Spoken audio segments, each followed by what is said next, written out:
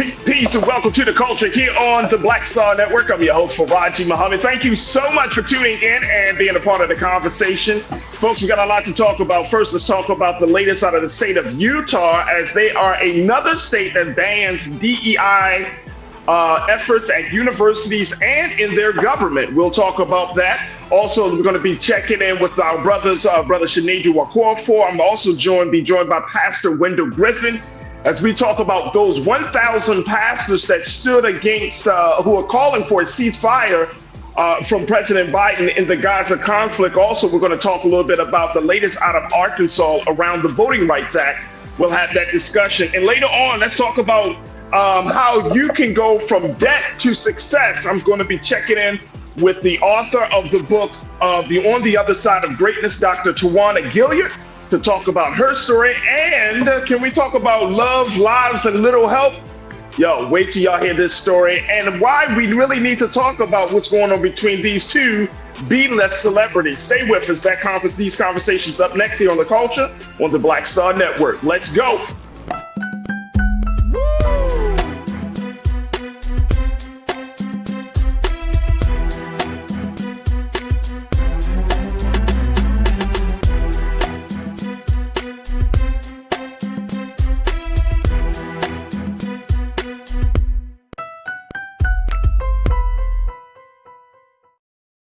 All right, folks, welcome to The Culture here on the Black Star Network. I'm your host, Faraji Muhammad. Happy Thursday, folks. Thank you so much for tuning in and being a part of the conversation. We are streaming live on our home network of blackstarnetwork.com. So make sure you check us out there. Go to blackstarnetwork.com, our website, where you can find all the latest news and information, all of the archives of our shows, also special conversations that Big Brother Roland Martin has been having, and so much more. We're asking you also to follow us on social media at Black Star Network and drop something in the bucket for us as we move forward in this digital space, powering a movement just for you. So any donation you can give means a world of difference, or makes a world of difference for us here at Black Star Network. So your donation makes a difference. It puts you as an investor and a stakeholder, and we cannot thank you enough for your support. Now, we're also streaming on Amazon platforms. Check us out on Amazon News on your Fire TV, as well as Amazon Prime Video. You can find us on the Prime Video app under Live TV, the news, then find us under Amazon.com under Prime Video, then Live TV, the news. We're also on the Freevee network. We can find us on now under news. Just check us out at Black Star Network. And we're on Plex TV 24 hours a day, 7 days a week. Just search for Black Star Network or find us on the Live TV, the news, and opinions. Now, along with that, folks, we are on social media, of course. We're on Big Brother Roland Martin's Facebook page, so you can check us out there. And big shout out to the Culture Crew on the Facebook page, as well as on, that's right, big shout out to the crew on the X platform. And we can also find us on Big Brother Roland Martin's YouTube channel. And so many of you have already started gathering there on the space. So big shout out to the online Culture Crew. I see you, Pastor Damon Blissett, Tiana, Deidre Hall, Cindy D. Thank you, Karen Connor. Let's keep it going. Tiana, Brian Chrisean. Thank you so much. The ABX girl, my sister, thank you for checking in. You don't like my music, my guy. Thank you, sir. Gene Smith, thank you so much. Who else we got on here? Anastasia, I see you. Man, oh man, the crew is here and ready to rock and roll. So folks, if you haven't had an experience like this is an interactive experience where as we talk about the issues, you talk about it within the chat, and then we bring your comments to life. We help to let people know what you're thinking just as much as what we're thinking, and it's truly, truly a beautiful exchange. So join us in the Culture Crew today. All right, let me just bring my big brother, my brother who's always doing something, he's always traveling, but he's a brother who's committed to the work of liberation for our people. He is a diversity, equity, and inclusion specialist. He is a HBCU alumni, and I'm so always happy to talk to my brother. And I can't even forget. Let's bring him on. Brother Sinedu is with us. Brother Sinedu, first and foremost, is Black History Month, so happy Black History Month. That's happy major. Month, brother. Yes. Yeah. And guess what? This is the 2-year anniversary of the culture. How can I forget?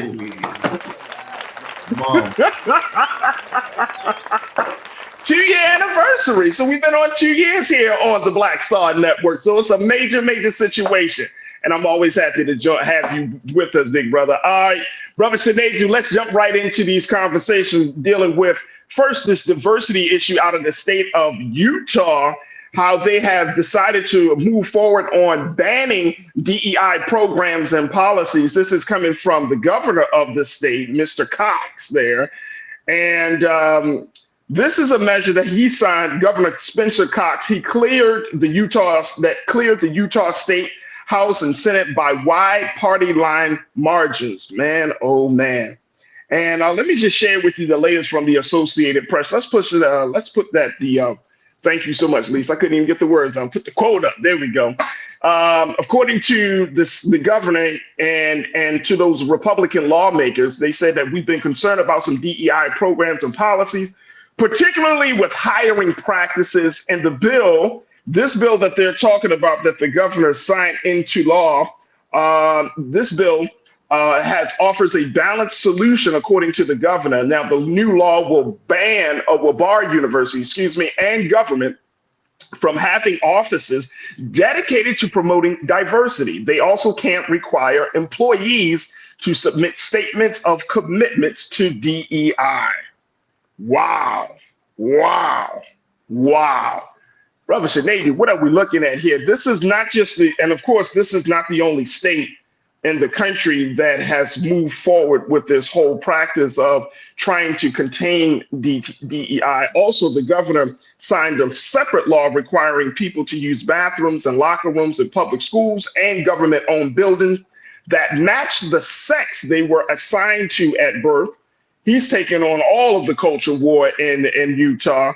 And this is another state, another Republican lawmakers, where other Republican lawmakers in 17 other states had proposed some 36 bills to restrict or require public disclosure of DEI initiatives, according to the Associated Press analysis of the bill. So what do you make of this, big bro?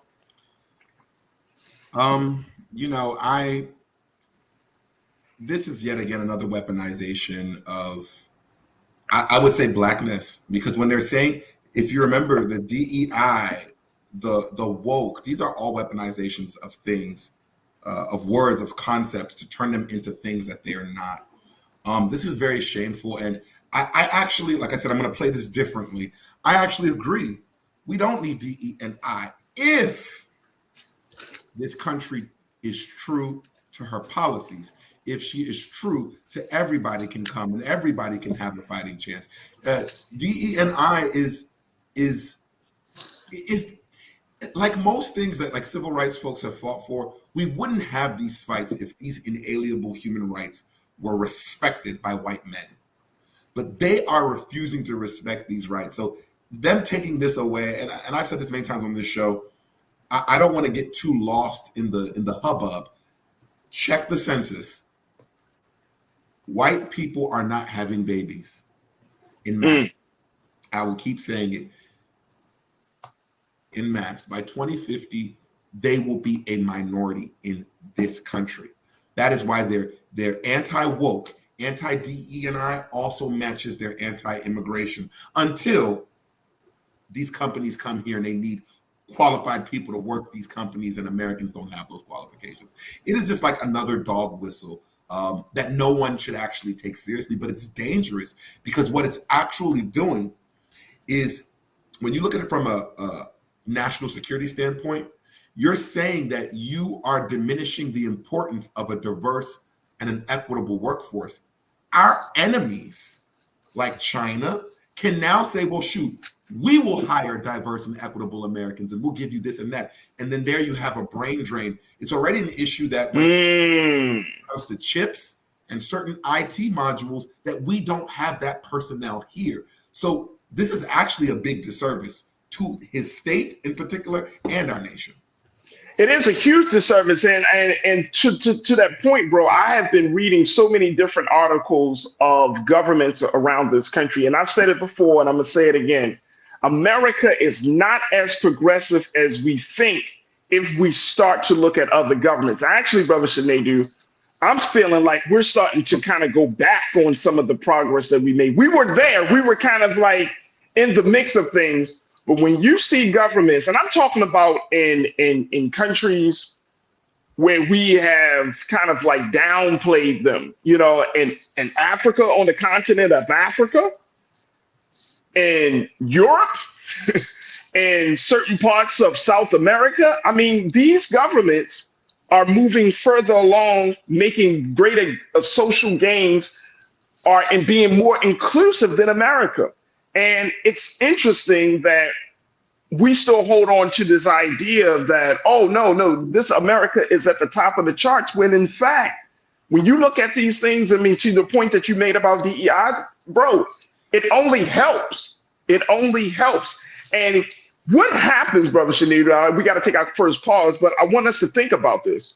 What happens when the country, and I'm saying the country, I mean the constituents, those of us who live here, who are under this system of government, what happens when our sentiments is moving in a different direction, but our government is still operating like it was 20 years ago, 30 years ago, in some cases 50, 60, 100 years ago?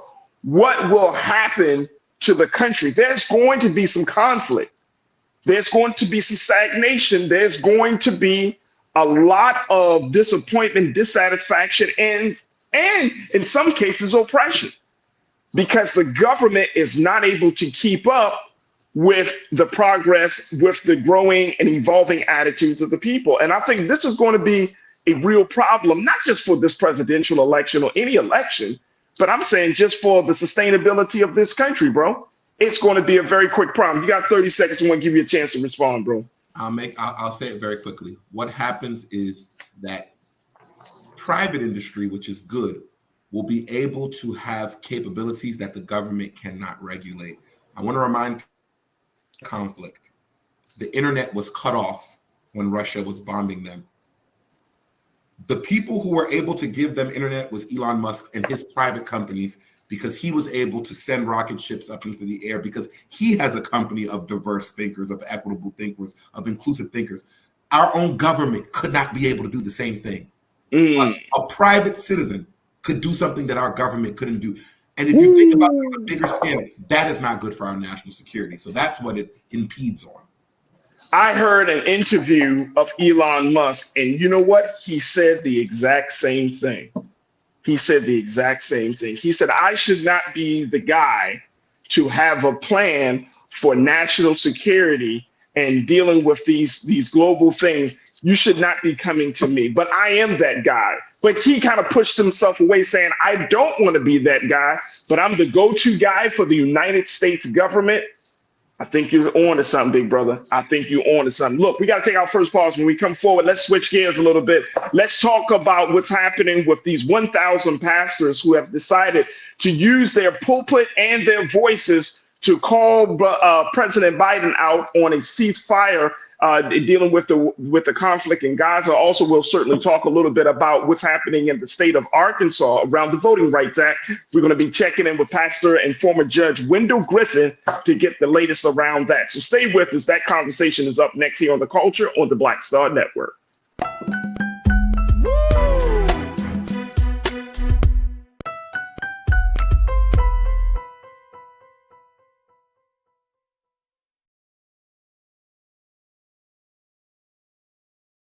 When you talk about blackness and what happens in black culture, we're about covering these things that matter to us, speaking to our issues and concerns. This is a genuine people-powered movement. There's a lot of stuff that we're not getting. You get it, and you spread the word. We wish to plead our own cause.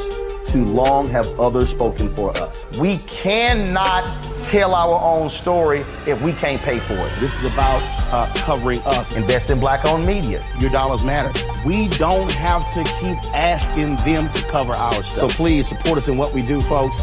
We want to hit 2,000 people, $50 this month, raise $100,000. We're behind 100,000, so we want to hit that. Y'all money makes this possible. Check some money orders. Go to P.O. Box 57196, Washington, D.C. 20037-0196. The Cash App is $RM Unfiltered. PayPal is R Martin Unfiltered. Venmo is RM Unfiltered. Zelle is Roland at RolandSMartin.com.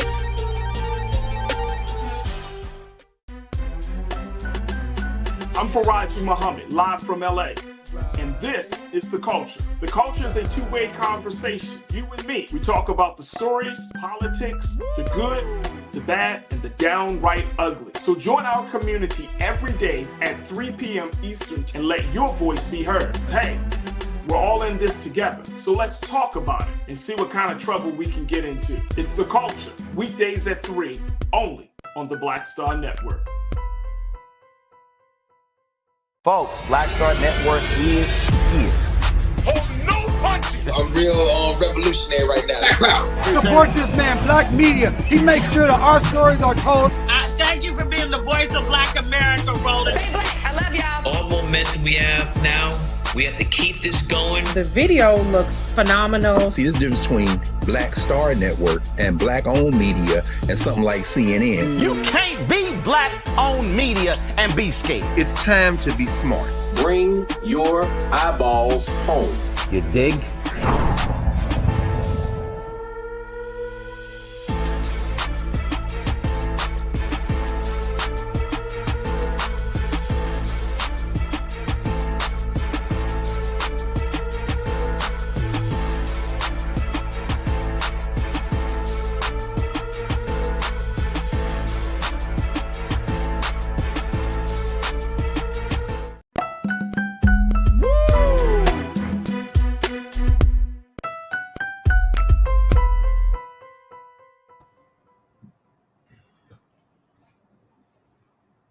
All right, folks, welcome back to The Culture here on the Black Star Network. I'm your host for Raji Muhammad. Thank you so much for tuning in and being a part of the conversation. Joined by my brother, one of our great contributors here on the on the Culture here on the Black Star Network, brother Shinedu Wakorafor, who is a diversity, equity, inclusion specialist. He's an activist. He is one who's on the front lines fighting for the liberation of our people. Always a pleasure to have him. I want to now switch gears a little bit from talking about Utah to talking about what's going on first in the state of Arkansas, because this is an ongoing issue, Brother Shinedu. We know that the Voting Rights Act is something that that was instituted to ensure the freedom of our people, to make sure that we can get to the polls, that there won't be any issues and problems. But going into this major election year, I want to get your take, and then I want to bring in our special guest pastor and former judge, Brother Wendell Griffin. What do you see happening as we move forward in this campaign season with so many big, so many contests, so many primaries? Like we got the big primary in South Carolina that's coming up on Saturday. What do you see happening? How do you think this is going to play out over these next few months leading up to the presidential election? Do you feel like our people are going to come out and vote, that we're going to be protected, and most importantly, that our votes will be counted? I think all of that's going to happen, but I think yet again, we're not going to be happy about it. I think yet again, Black people are being told to pick up the pieces of society, but we're not getting a piece. We're not even getting a corner, a crumb. We're not even perceiving the aroma of that freedom. And it's like, it's going to be hands on deck. Everybody's meeting with Black people now, but it's like, we had 4 years this time. We had 4 years before. It's always 4 years, and everybody forgets about us until it's time to vote.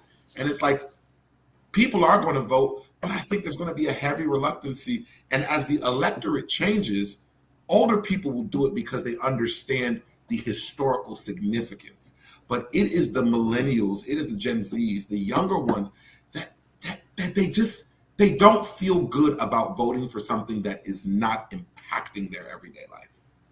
Absolutely. And we've had this conversation earlier this week that there is a struggle between, Representative James Clyburn and some of the HBCU leaders down in South Carolina. And that is a real cause for concern. We had a conversation yesterday, Brother Shinedu, about old school politics versus this new generation, the next generation. Do you think that can be resolved before this presidential election? Do you think that Black youth, Black student leaders will, from HBCUs and PWIs, will be able to come to some understanding about the stakes, and more importantly, come to an agreement on which way to move forward? Yes, we know President Biden is not the candidate of choice for some folks, but at the end of the day, we also know that there's a bigger picture and there's a lot more at stake. Do you think that these internal issues will get resolved, bro? I do not. because it's too quick. I think people are going to make big, lofty statements, but they're not going to deliver. Because if you cared about this, let me take you back 4 years ago. There would have been, let me take you back 5 years ago. There would have been more respect on Alexandria Ocasio-Cortez's name when she spoke about the Green New Deal, things that this generation cares about. The people that will run helter-skelter and agree with whatever is going to be proposed are just people. It'll be just here for now and not forever. It's the people who are getting fish and not being taught fisherman skills. And it's unfortunate, because if you truly believed, if folks really truly believed in this new generation, then they would allow the new generation not only to govern, but they would allow their ideas to stand on center stage. And that's just not happening. It's just not happening. Let me bring in my brother, who has been a strong voice talking about these issues. He has served in many different capacities in the state of Arkansas. He served as the 6th Judicial Circuit Court Judge in the state of Arkansas. He has been a prominent voice calling for a number of reforms within the judicial system. He's also a pastor of New Millennium Church in Little Rock, Arkansas, and he's also an author. My big brother Wendell Griffin is joining us. I want to bring him into the conversation as well in a few moments. But as we look at this, Brother Shinedu, as we look on this, and we're going to get him ready and prepare for the conversation, that is, I think, is one of the big concerns, that there isn't enough time. And you and I, we've been in a lot of different political spaces together and separately. One of the big things that I think that we always kind of miss the mark on, and this is something that I've learned from the great book, The Art of War. Timing is everything. Timing is essential. And what we see happening a lot of times, especially on the Republican side, is that they have weaponized time for their advantage to get certain things across. When they know that there are deadlines within the states that have to happen, when they know that there are big moments, big judicial and legislative moments that have to happen, they use time in a different way. How do we change our view of how time is used? How do we make sure, and I'm saying as constituents, we see this happening on the policy and lawmaker side, but I don't think that's emphasized among us, those who are going to the polls and the everyday citizen of this country. How do we make that happen, bro? I think what we have to do is follow what has always worked in history for many groups. We have to tie it to something intangible. Worth to our vote. You're not getting our vote if you're not willing to do this or that for us. It can't be vote for me and I'll do this. No, it has to be you're either going to do this or we will not vote for you, or we would abstain from voting. Because when you do something like that, it is pegged to something greater, and it gives now, it's the onus now on the person that wants wants the electorate. It puts the onus on them to actually have to deliver. And don't get me wrong, President Biden and Vice President Harris, they have been trying, but I say try harder. You know why I say that? Because look at the Senate. There has been questions and dissension about what's going on in Gaza between Hamas and Israel, but that has not stopped the United States from sending funds, no matter how anybody speaks up. So if you can, for whatever reason, whatever power that group has, that their power pushes their purpose and gets them their results, we need that same type of system. We need to tell them, you're not going to get our vote. And it's not about Biden. It's about whoever's running. We're looking for our best interest. We're not going to sleep with these people at night. It's who is going to serve our best interest. Who can we hold to our vote? That is how we do it. I think that's going to be the big piece of this. That's the big piece. Tez, thank you so much for checking in. You said this generation is going to have to make moves and push through the ideas. Absolutely, Tez. Absolutely. Make moves, push through the ideas. That's how this thing works. Absolutely. Thank you for checking in. Boogie Barnes, thank you for checking in. I appreciate you, Boogie, for checking in yesterday as well. You said they will not be resolved talking about these issues. They are not with the BS talking about this next generation. The next generation is not with the BS and do not have any investment or obligation to any party. They are not jaded. That's true. They kind of, you're talking about the first time voter, or maybe the second time, third time voter who's 21, 25 years old, or even 18 years old. these are young people who are becoming much more politically aware, right? I mean, we can't get mad at them for at least asking questions and being critically thinking about these big issues, because y'all remember, where were we at 18 and 19 years old, right? So I don't get mad at young people for thinking and even causing people to feel uncomfortable, because that's a sign of life to me, Brother Sinead. So I don't get mad at that. But I hear what you're saying, Bookie. You're talking about they're not with the BS, do not have an investment or obligation to any party. You're absolutely correct. My sister Corinna posted this, and Corinna sounded like she's checking out. Corinna, don't check out on this conversation. Stop playing. You said, can we give the elected officials that actually care some people power?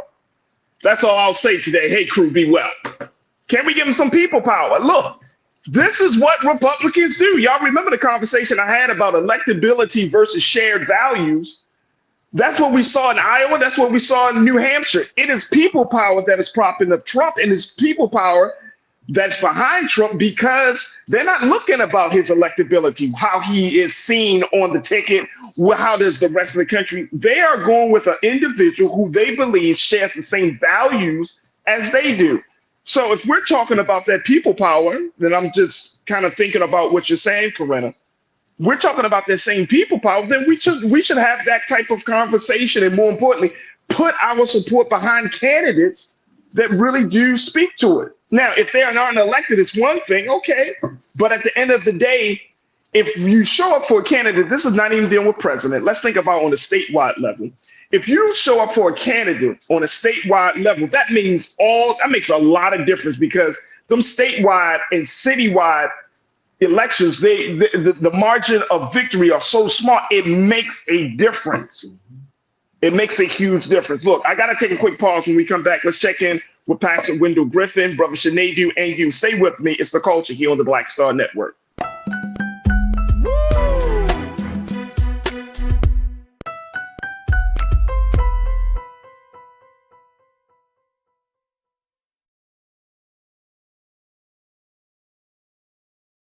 Pull up a chair, take your seat.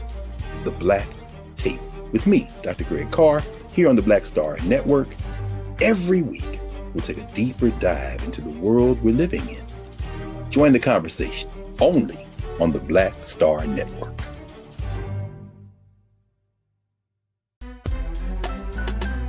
I'm Faraji Muhammad, live from LA.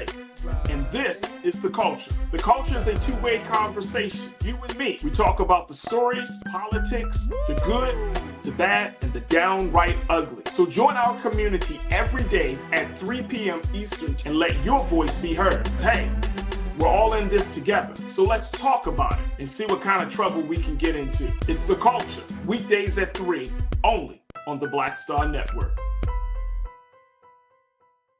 When you talk about blackness and what happens in black culture, we're about covering these things that matter to us, speaking to our issues and concerns. This is a genuine people-powered movement. There's a lot of stuff that we're not getting. You get it, and you spread the word. We wish to plead our own cause. Too long have others spoken for us. We cannot tell our own story if we can't pay for it. This is about covering us. Invest in black-owned media. Your dollars matter. We don't have to keep asking them to cover our stuff. So please support us in what we do, folks. We want to hit 2,000 people, $50 this month, raise $100,000. We're behind 100,000, so we want to hit that. Y'all money makes this possible. Check some money orders. Go to P.O. Box 57196, Washington, D.C. 20037-0196. The Cash App is $RM Unfiltered. PayPal is R Martin Unfiltered. Venmo is RM Unfiltered. Zelle is Roland at RolandSMartin.com. Folks, Black Star Network is here. Oh, no punches! I'm real revolutionary right now. Support this man, Black Media. He makes sure that our stories are told. Thank you for being the voice of Black America, Roland. Stay black. I love y'all. All momentum we have now, we have to keep this going. The video looks phenomenal. See, there's a difference between Black Star Network and black-owned media and something like CNN. You can't be black-owned media and be scared. It's time to be smart. Bring your eyeballs home. You dig?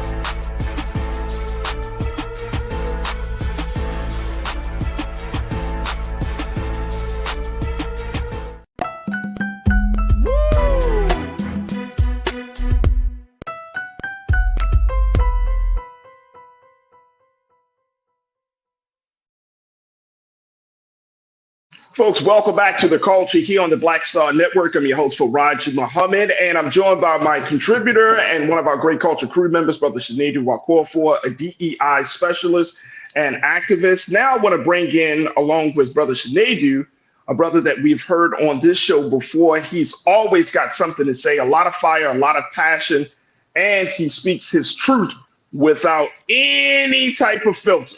And I truly, truly appreciate what the brother brings to the table. He is a former state judge. He's also a pastor, and he's author of the book Parables, Politics, and Prophetic Faith. And I want to welcome back to the airwaves of The Culture, big brother, Pastor Wendell Griffin. Pastor Griffin, good to connect with you once again. How are you today, sir? Fine, Brother Faraji. Thank you for bringing me on. Brothers, good day to you. You had a higher powered conversation, bringing truth. I want to thank the brother for bringing it real. You're bringing real truth. Keep it up. Thank you. Thank you. Good to hear from you, brother. You've been in this work for a long time, Pastor. So, you know, that's a mighty, mighty high compliment coming from you. But this is right in your backyard in the state of Arkansas. I'm talking first about this Voting Rights Act. Why is it important for us to look at what's happening here with this situation with the Eighth Circuit Court? The court has declined to hear the case for the Voting Rights Act. What does that mean, Pastor Griffin? Where does that put the conversation in the fight to make sure that our people are protected when going to the polls this coming year? What does that mean for us? Little quick history for those who are not in with what happened. The Eighth Circuit covers 7 states. From North Dakota, South Dakota, Minnesota, Iowa, Nebraska, Missouri, and Arkansas. And those 7 states are governed by the Eighth Circuit. In Arkansas, the Arkansas legislature, after the 2020 census, redistricted, as every state legislature has to do. But what they did was they split black votes and they packed black votes. It's called cracking and packing to reduce empower a black voting strength. 2 civil rights organizations, the Arkansas NAACP and the Arkansas Public Policy Panel, filed a lawsuit under Section 2 of the Voting Rights Act challenging that decision. A federal judge appointed by Trump named Leo Radofsky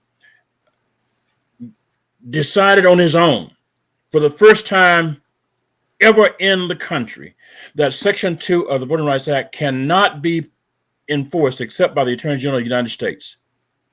Neither party had brought that up, but he brought it up on his own. And based on that, dismissed the lawsuit.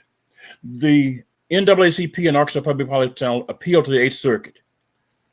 A 3-judge panel, Eighth Circuit, voted 2-1 to affirm that dismissal. The chief judge of the Eighth Circuit, Judge Levinsky Smith, a black man, dissented.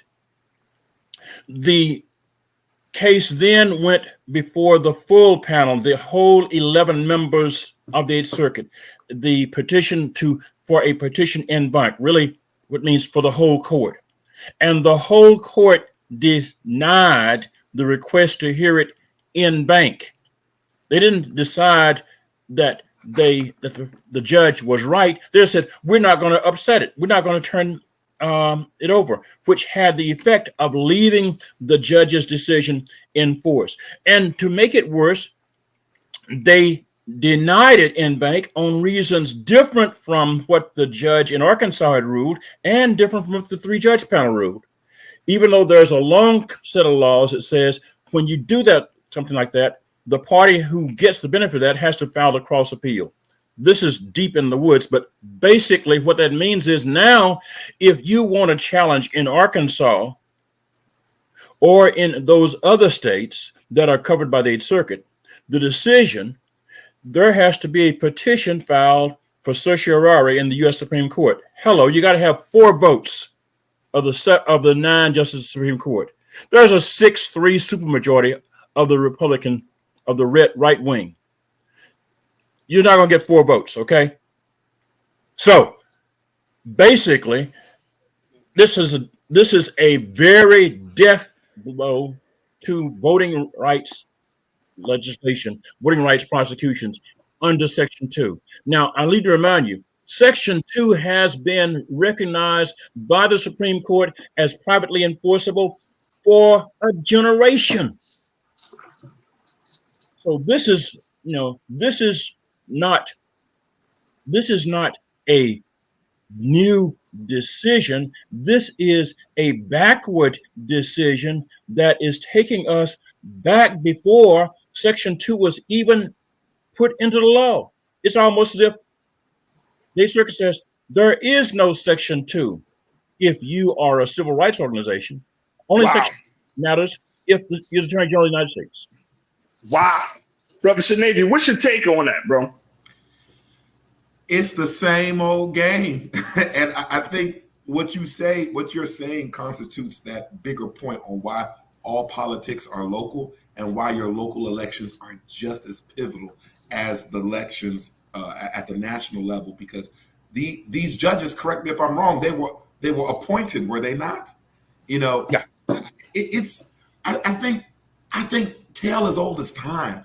We've heard one times, and I hate to say this, but I think in the Black community, we have to work on our strategy. I think we are very good in identifying what we don't agree on. And we need to really come together with what we do agree on. And what we do agree on is that no matter how you cut it, whether you light skin, dark skin, Christian, Muslim, straight, or gay, for as long as you are Black, they are playing with us the exact same way.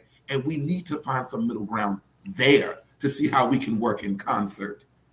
True. And then and you know what? I want to take another quick pause. When I come back, Pastor, I wanted you to kind of speak to that, because how do we respond to that as Black folks in this country in 2024? I mean, you're talking about policies.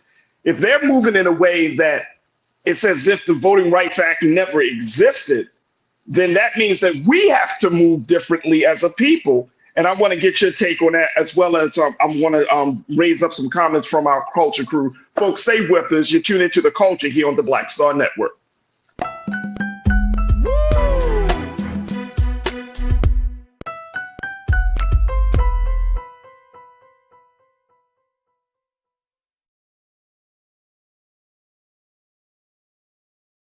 Pull up a chair, take your seat. The Black Tape with me, Dr. Greg Carr, here on the Black Star Network. Every week, we'll take a deeper dive into the world we're living in. Join the conversation only on the Black Star Network.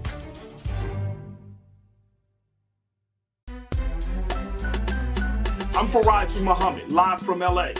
And this is The Culture. The Culture is a two-way conversation. You and me. We talk about the stories, politics, the good, the bad, and the downright ugly. So join our community every day at 3 p.m. Eastern and let your voice be heard. Hey, we're all in this together. So let's talk about it and see what kind of trouble we can get into. It's The Culture, weekdays at 3, only on the Black Star Network. When you talk about Blackness and what happens in Black culture, we're about covering these things that matter to us, speaking to our issues and concerns. This is a genuine people-powered movement. There's a lot of stuff that we're not getting. You get it, and you spread the word. We wish to plead our own cause. Too long have others spoken for us. We cannot tell our own story if we can't pay for it. This is about covering us. Invest in Black-owned media. Your dollars matter. We don't have to keep asking them to cover our stuff. So please support us in what we do, folks. We want to hit 2,000 people, $50 this month, raise $100,000. We're behind 100,000, so we want to hit that. Your money makes this possible. Checks and money orders go to P.O. Box 57196, Washington, D.C. 20037-0196. The Cash App is $RM Unfiltered. PayPal is R Martin Unfiltered. Venmo is RM Unfiltered. Zelle is Roland at RolandSMartin.com. Folks, Black Star Network is here. Oh, no punches! I'm real revolutionary right now. Support this man, Black media. He makes sure that our stories are told. Thank you for being the voice of Black America, Roland. I love y'all. All momentum we have now, We have to keep this going. The video looks phenomenal. See, this difference between Black Star Network and Black-owned media and something like CNN. You can't be Black-owned media and be scared. It's time to be smart. Bring your eyeballs home. You dig?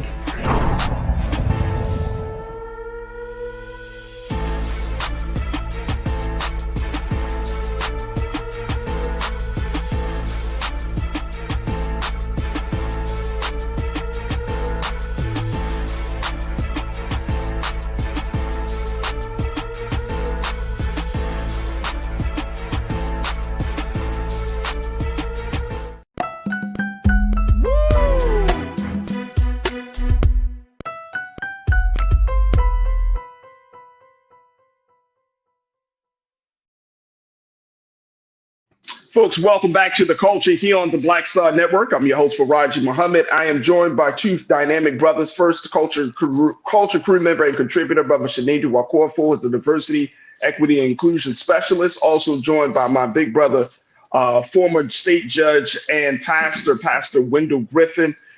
He is joining us as well as we talk about the latest coming out of the state of Arkansas, the home state of my brother, Pastor Griffin, as the Eighth Circuit Court declines to hear the case around the Voting Rights Act from the state of Arkansas. And essentially, this puts the fate of the protections of Black voters in the state of Arkansas and other states that fall under the 8th District for the court system at risk, a very, very big risk. Now, according to the Arkansas Attorney General, Tim Griffin, he praised the decision of denying the NAACP and the ACL's petition, saying that this is a decision for a win for our citizens and send a message that the rule of law governs in Arkansas. He also pointed out, though, Pastor Griffin, he said it is important to remember that even the Biden administration declined to side with the claims of the ACLU and NAACP in this lawsuit. Can you just kind of briefly tell us what does he mean by that? Because that could be taken out of context. Read my lips. Attorney Tim Griffin, no kin to me, told a lie. Let me say it again.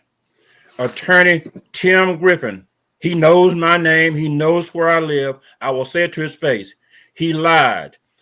The judge gave the Attorney General 10 days to decide whether to join the lawsuit. You do not decide in 10 days to join a voting rights lawsuit in 10 days. I don't care who are the litigants. The Attorney General of the United States has never taken a 10-day period and decided to join a lawsuit. Why? Because there's too much work to be done to understand what the lawsuit is about. And so that's all that happened. When the Attorney General did not join the lawsuit in 10 days, Judge Radofsky, the federal district judge, moved on. But to say that the Biden administration did not side with the plaintiffs is just a lie. Well, let me say it's a damn lie. And so, Pastor, how do Black folks in Arkansas and in those states that you named that are under the 8th District Circuit Court system, how should we move forward on that? You know, considering this is an election year, we have a lot of things that are on the plate, but folks are really trying to figure out, you have all of these internal issues within Black communities, within Black organizations, civil rights organizations. Now we got this on the plate. So how should we move forward? Roger, let me say one more thing and I'll go to your question. Yes, Tim sir. Griffin formerly worked, you got to know where people come from. Tim Griffin formerly worked for Karl Rove as a vote cager. Karl Rove, the guy who put George W. Bush in the White House by canceling Black votes in Florida. Karl Rove, the vote cager. Tim Griffin worked for him. That is who is the Attorney General of Arkansas. And so this is what this is about. This is simply Karl Rove 2.0. Now, how do we respond? Yes, sir. Point blank, crying doesn't help. crying does not help. What we've got to do is we've got to say point blank, listen, we have got to hold not only the Republicans accountable, but we've got to also hold the Democrats accountable. Do you know why Section 2 only allows the Attorney General of the United States? Because for 20 years, people in Congress, knowing that the Republicans were on the move in the federal courts, did not change Section 2 to allow private groups to bring Section 2 actions. Who was in the Senate for the last 20 years? Joseph R. Biden. Joseph R. Biden was chair of the Senate Judiciary Committee. Joseph R. Biden has been in the Senate. And Joseph R. Biden has been in the Senate during administrations when Democrats were in power. During the Obama administration, they could have done it. During the Clinton administration, they could have done it. They didn't, because they just sat on their hands. And we as Black people have got to hold them accountable, because Biden will come and say, you got to reelect me, because if you don't, you'll get more of the same. My response is, no, we shouldn't. If you were in the Senate and you knew the Republicans were on the Senate and you didn't take proactive action to protect voting rights, why should we trust you now? Brother Sinedu, that's a hard pill, man, when you got to look at somebody's track record in their history, and then you got to move forward and possibly placing your faith for your future. That's a hard pill, bro. I'm listening to Pastor Griffin, and I'm like, damn, this is the place we find ourselves in. What's your take, bro? I don't think it's as hard as we're making it. I think we don't want to make a decision that might be unpopular. It's interesting that the pastor brought up that example that he had all those times to do things and he didn't. It reminds me of when he was running and he wanted you to forget the Joe Biden of the 90s. Joe Biden, the crime bill, it was forgive me. But the thing is, that same mindset ended up being the same man that was in Senate that could have done something to prevent and did not.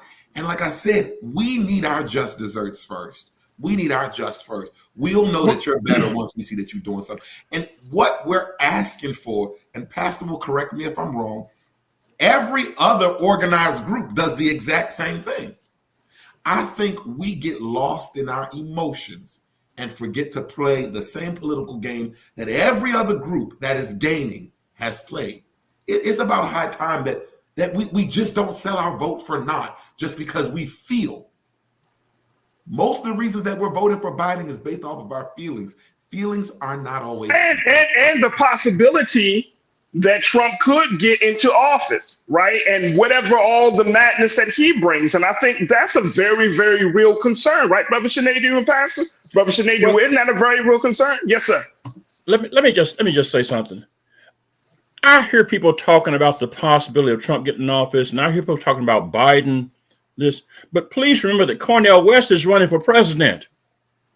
And black folks are not talking about Cornel West running for president.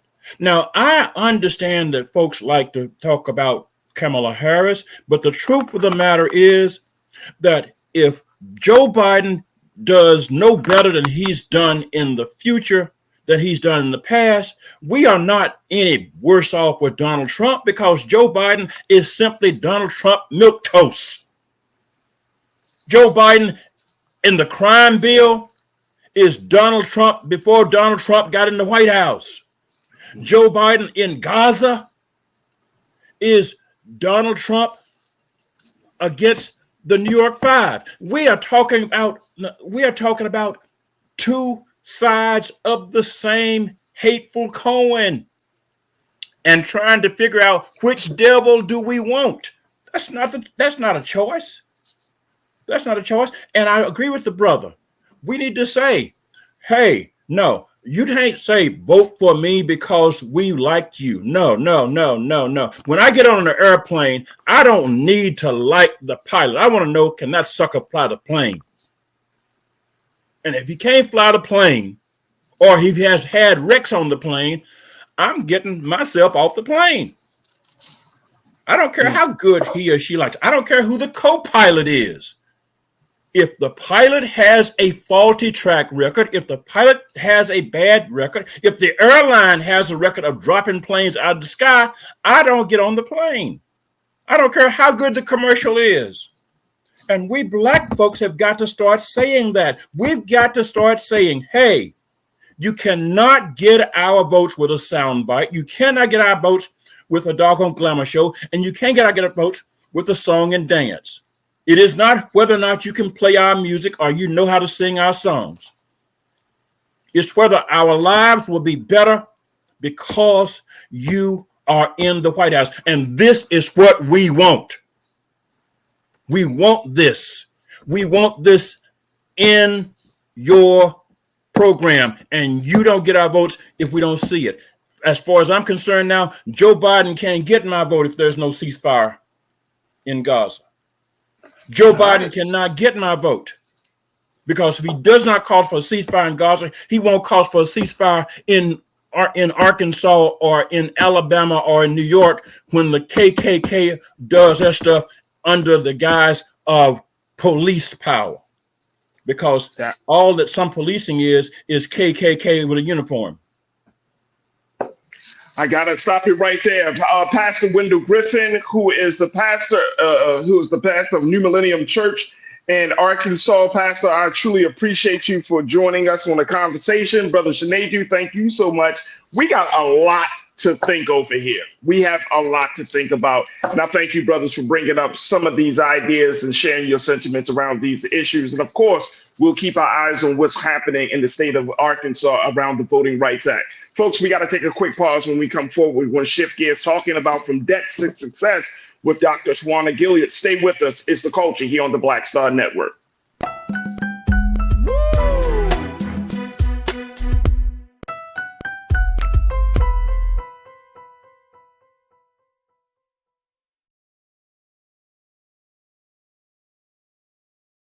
Folks, Black Star Network is here.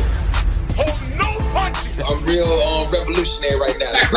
Support this man, Black Media. He makes sure that our stories are told. Thank you for being the voice of Black America, Roland. Stay black. I love y'all. All momentum we have now, we have to keep this going. The video looks phenomenal. See, there's a difference between Black Star Network and black-owned media and something like CNN. You can't be black-owned media and be scared. It's time to be smart.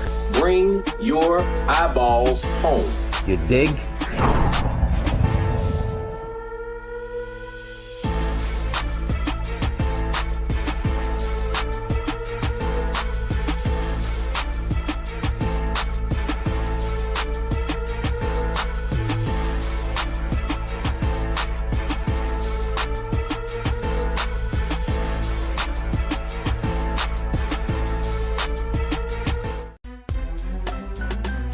I'm Faraji Muhammad, live from LA. And this is The Culture. The Culture is a two-way conversation. You and me. We talk about the stories, politics, the good, the bad, and the downright ugly. So join our community every day at 3 p.m. Eastern and let your voice be heard. Hey, we're all in this together. So let's talk about it and see what kind of trouble we can get into. It's The Culture, weekdays at 3, only on the Black Star Network. When you talk about blackness and what happens in black culture, we're about covering these things that matter to us, speaking to our issues and concerns. This is a genuine people-powered movement. There's a lot of stuff that we're not getting. You get it, and you spread the word. We wish to plead our own cause. Too long have others spoken for us. We cannot tell our own story if we can't pay for it. This is about covering us. Invest in black-owned media. Your dollars matter. We don't have to keep asking them to cover our stuff. So please support us in what we do, folks. We want to hit 2,000 people, $50 this month, raise $100,000. We're behind 100,000, so we want to hit that. Your money makes this possible. Check some money orders. Go to P.O. Box 57196, Washington, D.C. 20037-0196. The Cash App is $RM Unfiltered. PayPal is R Martin Unfiltered. Venmo is RM Unfiltered. Zelle is Roland at RolandSMartin.com.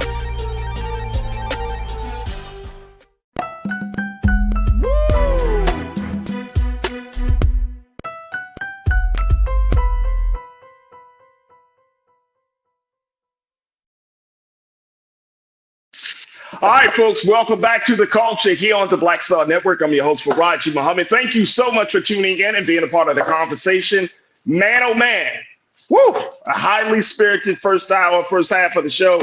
Make sure y'all check us out there on our website at blackstarnetwork.com, where you can download the app for free. Follow us on social media at Black Star Network, and you can also give the show your support for the conversations, where we have conversations that give space to a lot of different views, folks. You may not agree with it, you may not like it, but guess what? There are people in the Black community that think differently about a lot of these issues. And so we have to honor, I think it's important that we honor and respect those individuals, right? To make sure that we can all be heard, because as we often say, Black people are not a monolith. We are not a monolith at all. So it is important for us to share these ideas, discuss these ideas, even get upset with each other. But at the end of the day, we do have to come to some consensus and have some understanding of where we are coming from, and most importantly, where we are going. So again, go check us out at blackstarnetwork.com. All right, folks, let's shift gears, talking from politics to talking about how to change your life.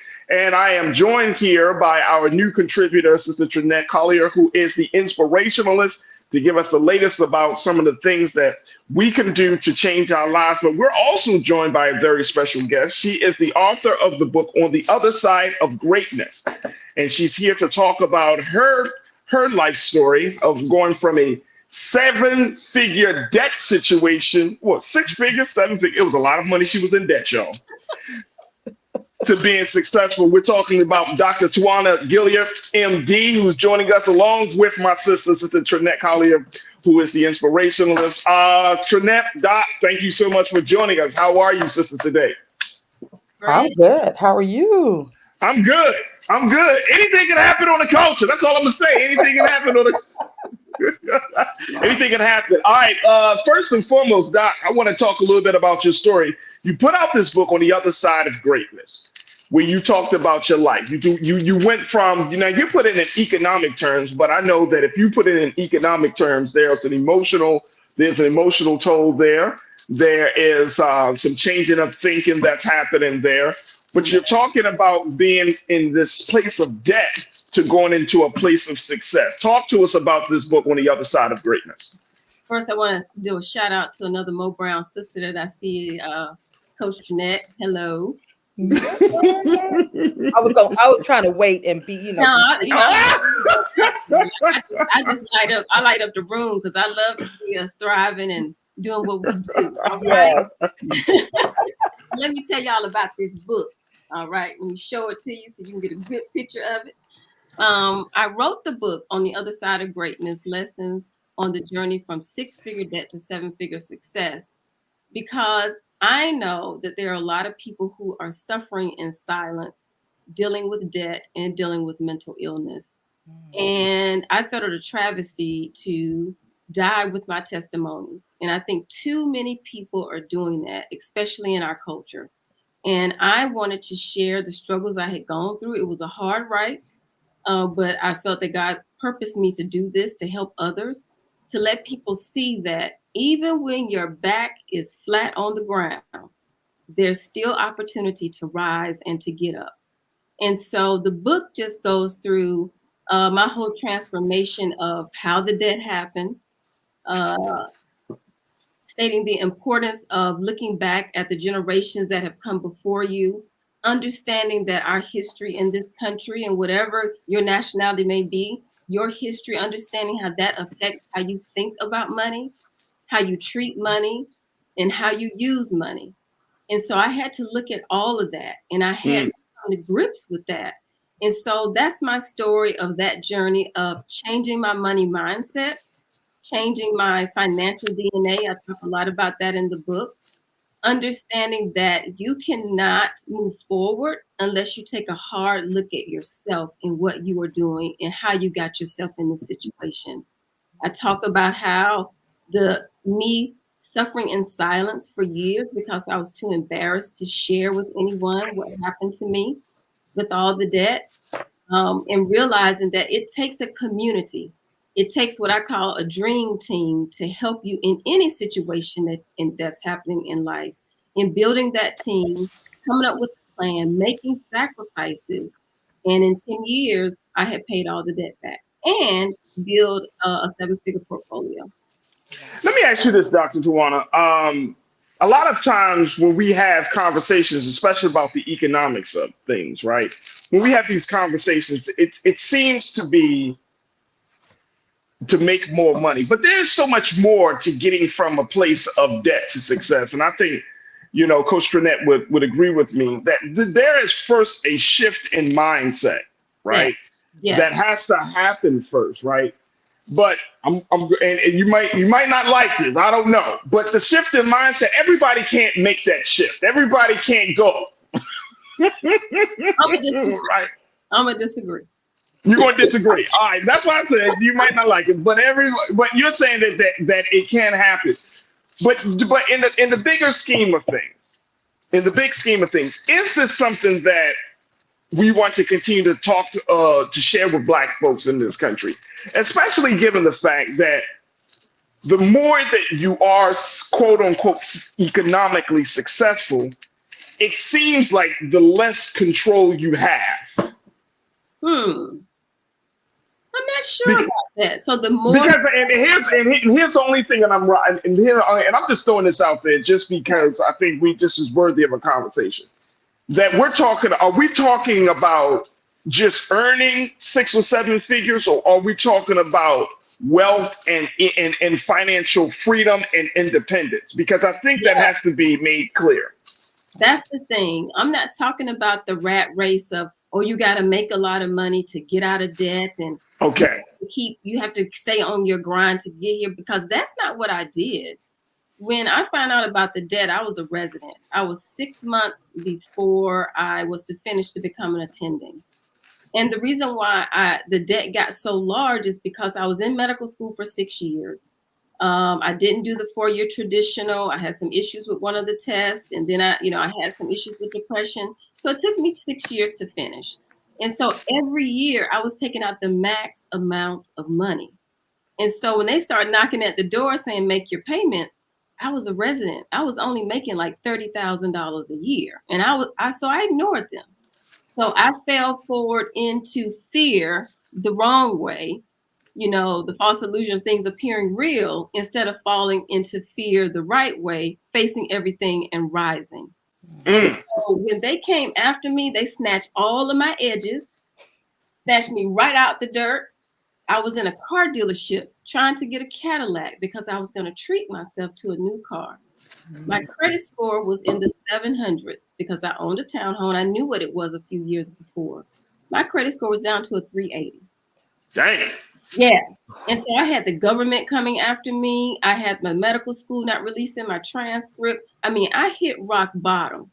And so when I was coming out of debt, you'll be surprised at how little you can live on, and that I never complained. I never suffered. I wasn't like, living in a potato sack bag or anything like that. I enjoyed my life, but I realized that I couldn't start doing that thing of keeping up with the Joneses for me to move ahead.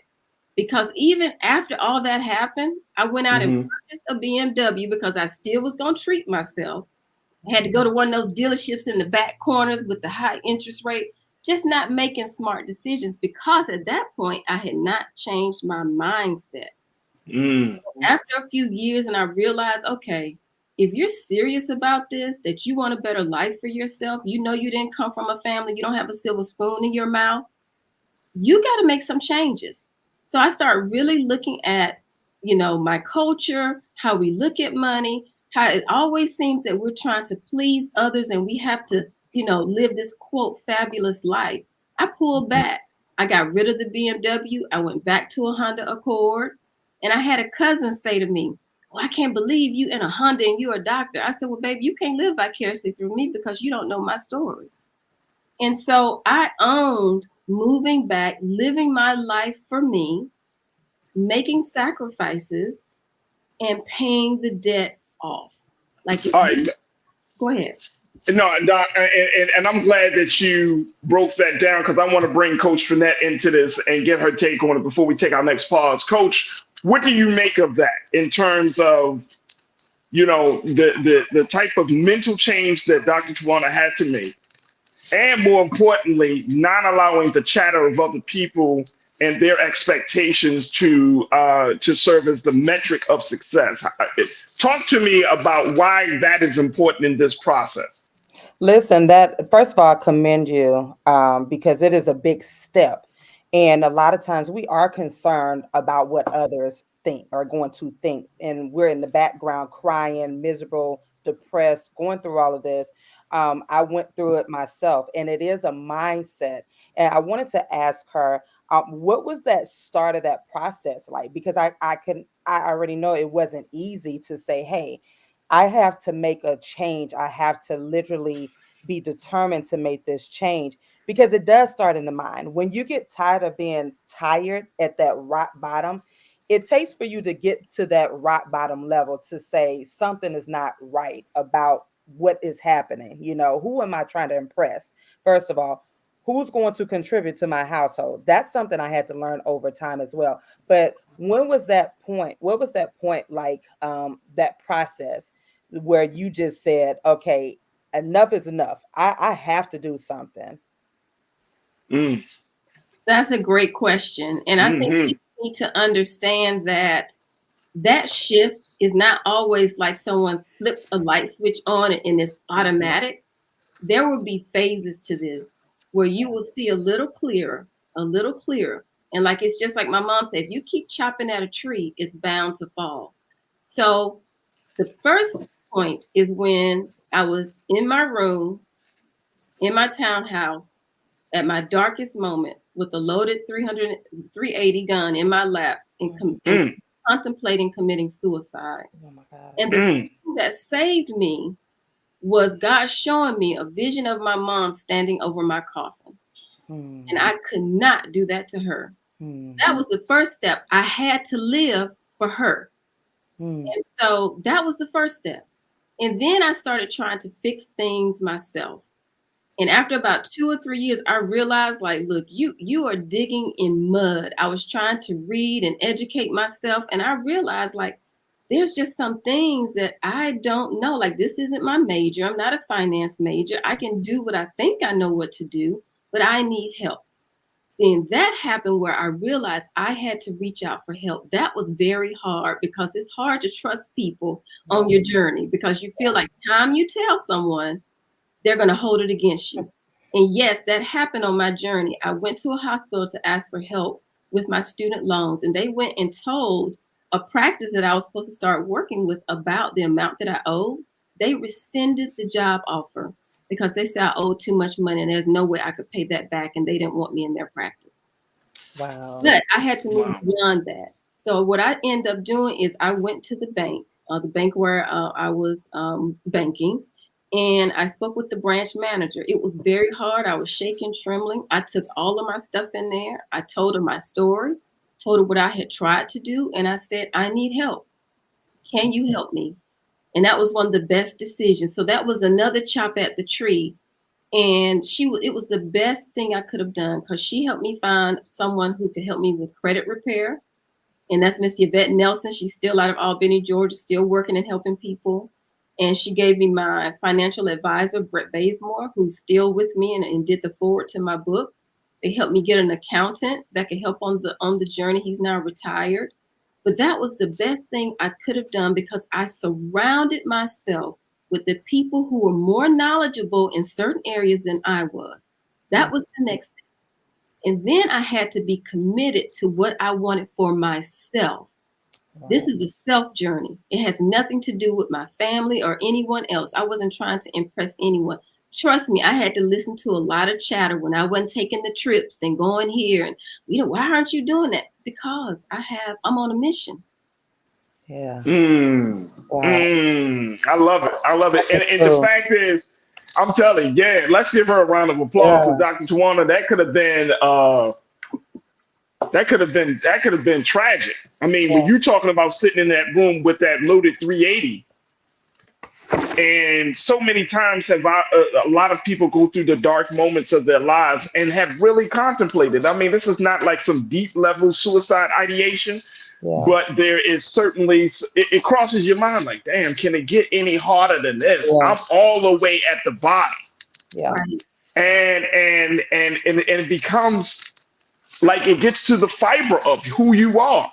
Mm-hmm. Your faith is questioned. Like you said, you have that vision of your mom.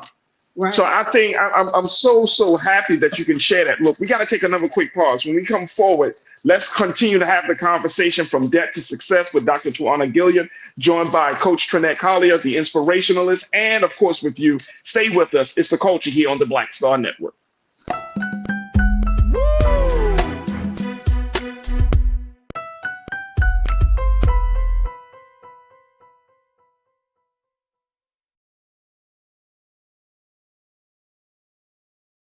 Pull up a chair, take your seat. The Black Tape with me, Dr. Greg Carr, here on the Black Star Network. Every week, we'll take a deeper dive into the world we're living in. Join the conversation only on the Black Star Network.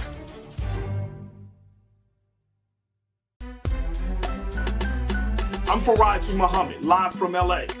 And this is The Culture. The Culture is a two-way conversation. You and me. We talk about the stories, politics, the good, the bad, and the downright ugly. So join our community every day at 3 p.m. Eastern and let your voice be heard. Hey, we're all in this together. So let's talk about it and see what kind of trouble we can get into. It's The Culture, weekdays at 3, only on the Black Star Network.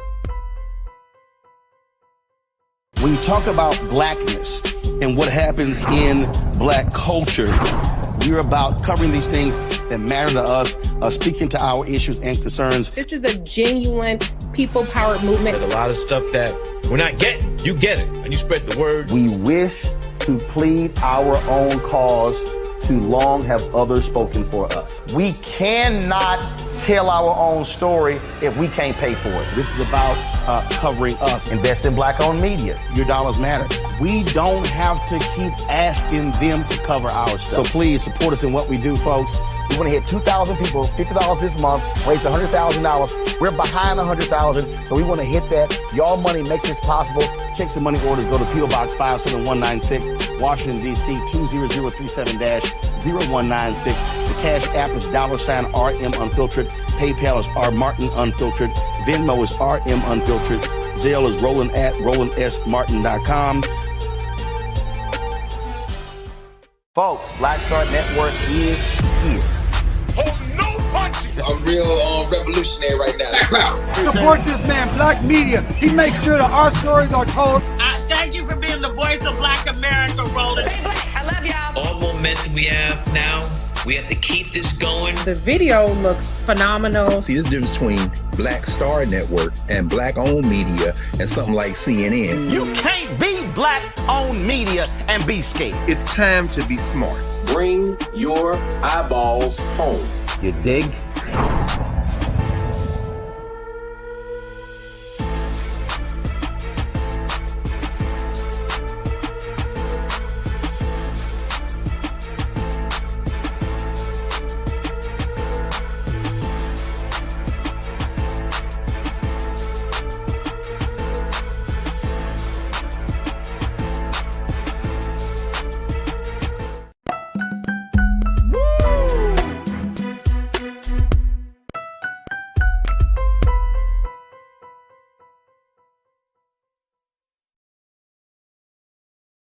All right, folks, welcome back to The Culture here on the Black Star Network. I'm your host, Faraji Muhammad, joined by two dynamic women. First and foremost, we're joined by our new contributor, Coach Trinette Collier, the inspirationalist, as she talks to us about, and just a part of this conversation as we talk about from debt to success. And we're welcoming our very special guest, Dr. Tawana Gilliard, MD, who has written a book talking about her economic journey, folks. And it is a journey for real, for real. Yeah. But she's talking about her economic journey on the other side of greatness, lessons on the journey from 6-figure debt to 7-figure success. How you like that? And it's not even just the money that is the fascinating part about the story of Dr. Tawana Gilliard. It's really her story. It's the life-changing decisions, her ups and downs in a sense of how she handled them, the trials and tribulations. And so we just want to take a few more minutes to have this conversation because not to give all of the details away about your book, because we want people to support you and to get the book, to get all of those inner details. But Dr. Tawana, you're in this place, and success right now means a lot. Success is one of those terms that can mean 1,000 different people, 1,000 different things to so many different people. So now that you're in this place that you call success, how do you define the term success? For me, the term success means being empowered in your own right. So I think everyone has to really look within and to determine what it is that they want for themselves. Stop looking at social media. Stop looking at all the stars. We know the percentage of people who are going to get to that level is not high.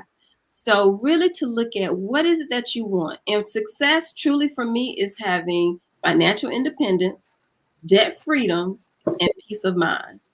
And being in a place where I can now feel free to do the work that's from my heart, speaking to others, telling my story, writing the book.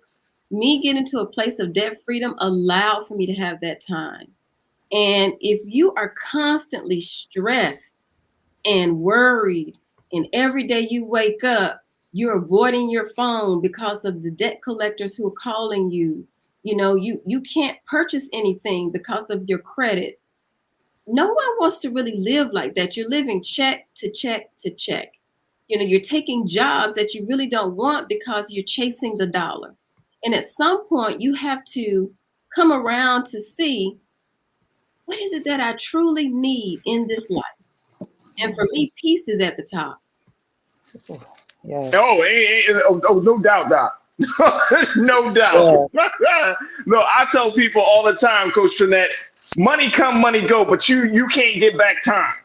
You can't get back time. And you know what? And even more so, and to the point that Doc just made, let me tell y'all something. Like, I am, and I don't know whether this is because, you get older. As you get older, you start to learn a certain thing. Like, people can offer me even money for certain things. They, oh man, we got this. And if it's on like a day that I have told myself, like Sundays, man, don't ask me to do no work on Sunday. You know what I'm saying? It's not happening. It's not happening. I'm gonna be honest with you. Unless you paying me the bag. Right. But I mean 2 duffels just coming out anyway.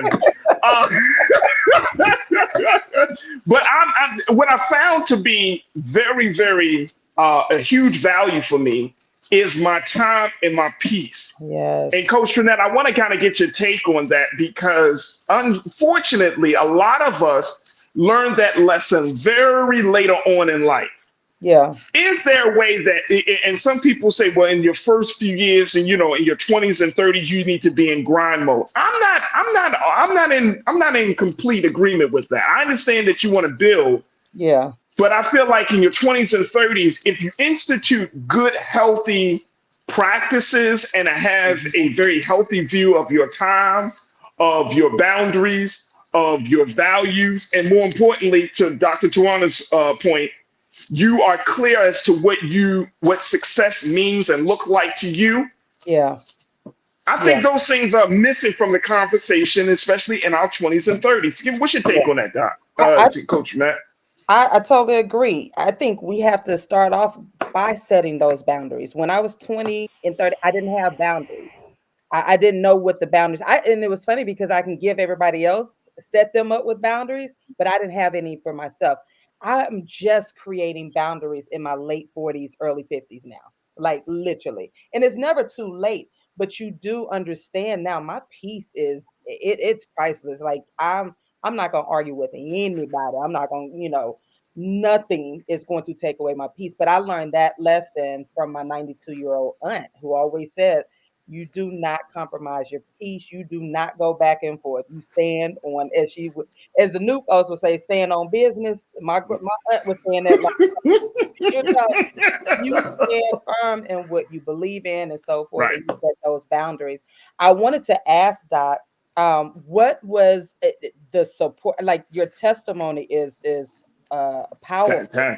Yeah. But I wanted to ask you, what was your support like on this journey? Because it is a shameful process, and it is lonely because people are judgmental, or they would say, well, girl, I don't know how, or girl, it wouldn't be me, this type of deal.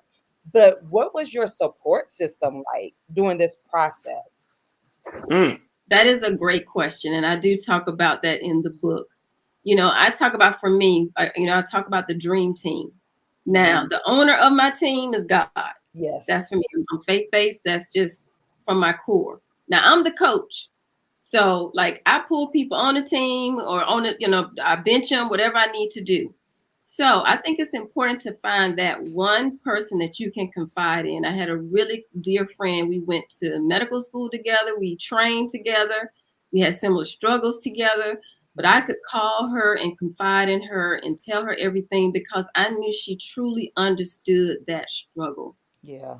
And so I didn't tell a lot of people because I think if you get too many people in the mix get a little murky. Mm-hmm. Be careful, That's true. How much you tell your business. And the people that I had on my team, as far as my financial advisor, the credit repair person, I had therapists. I have therapists at different times. I have someone that I do maintenance now with, like, monthly. And your team members change at different times. Yeah. So I think it's important to have people who understand your mission. And if you get someone on your team who can't really understand your mission, that they're just talking at you. Yeah. Financial advisor who's talking at you, but doesn't really understand what you're trying to do. Mm-hmm. Some of the things that I did on my journey may not have made financial sense, but for me, a lot of things had an emotional tax to it. Yeah. So me paying off, us paying off the house, and people could have said, well, the interest rate was only 2.9. Why would you do that when you're earning this much on your investments? But there was a mental tax attached to debt. Mm-hmm. And he understood that. He laid it out to show me the differences, but he supported me when I went on that journey to do what I wanted to do as far as paying off that debt.